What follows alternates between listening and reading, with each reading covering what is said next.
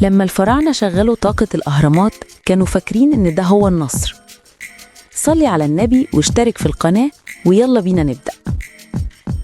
شبكة النور اللي غطت مصر كانت بتحرق الجن وتضعفهم، والأول مرة من بداية الحرب الجيش المصري بدأ ينتصر. الجن كانوا بيصرخوا وبيتحرقوا، والنهاية كانت باينة قريبة جدا. لكن في سر محدش كان يعرفه، سر مظلم عن طاقة الأهرامات نفسها. الكهنة اللي بنوا النظام ده كان في وسطهم خونة، كهنة باعوا ولائهم للجن من زمان مقابل القوة والخلود.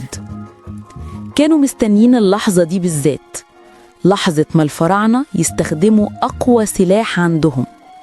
في وسط المعركة وفي عز انتصار الفراعنة، الكهنة الخونة دول عملوا طقس مضاد، غيروا تردد